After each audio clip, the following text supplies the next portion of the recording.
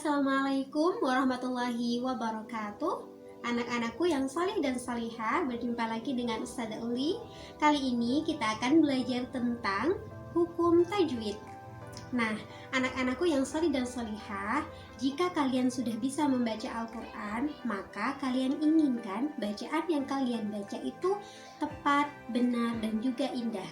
Salah satu cara agar bacaan kalian itu tepat, benar, dan indah adalah dengan cara kita harus tahu dulu nih bagaimana sih tajwid atau tata cara membaca Al-Quran agar baik dan benar.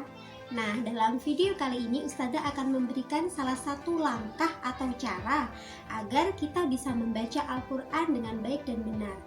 Jangan lupa terus saksikan video ini ya untuk materinya. Oke anak solih dan solihah, kali ini kita akan belajar tentang hukum tajwid. Salah satunya adalah hukum bacaan nun mati dan tanwin. Karena kita semua sudah bisa membaca Al-Quran, oleh karena itu kita harus mengetahui nih apa saja sih hukum tajwid itu. Nah, agar bacaan Al-Quran kita baik dan benar, maka kita harus memahami hukum tajwid tersebut. Hal pertama yang akan kita pelajari pada pembahasan ini adalah hukum nun mati dan tanwin. Nun mati atau tanwin apabila bertemu dengan 28 huruf hijaiyah memiliki 5 hukum, yaitu izhar halki, idgham bigunah, idgham bilagunah, iklab, dan ikhfa. Nah, kita akan belajar di antara salah satu 5 hukum tajwid ini ya. Pertama adalah izhar. Artinya jelas atau terang. Secara definisi, apabila ada nun mati atau tanwin bertemu dengan huruf idhar, maka harus dibaca jelas atau terang.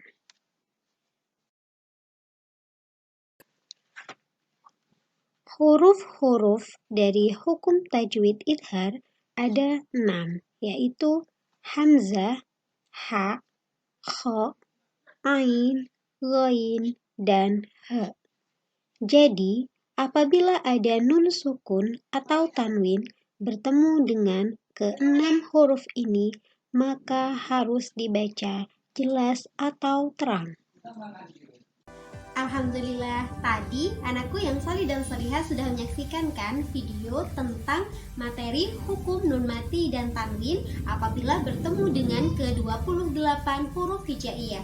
Salah satu hukum bacaannya tadi kan ada izhar. Izhar sudah dijelaskan tadi bahwa artinya itu adalah jelas atau terang. Sekarang Ustazah akan memberikan contoh pada hukum bacaan izhar. Yang pertama contohnya adalah apabila nun mati bertemu dengan huruf hamzah. Contohnya adalah man amana. Man amana. Ada nun mati atau nun sukun bertemu dengan huruf hamzah, maka harus dibaca dengan jelas dan terang. Contoh yang kedua, min khairin. Min khairin. Ada nun mati bertemu dengan huruf kha. Nah, juga harus dibaca dengan jelas dan terang. Sekarang contoh yang tanwin. Sami'un alim.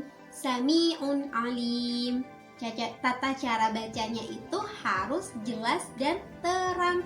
Jadi kalau misalnya kalian membaca Sami'un alim, maka itu bacaannya adalah salah ya.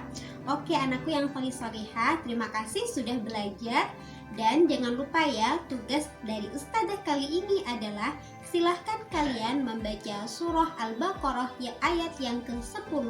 Lalu carilah di situ apakah ada hukum bacaan izhar ya.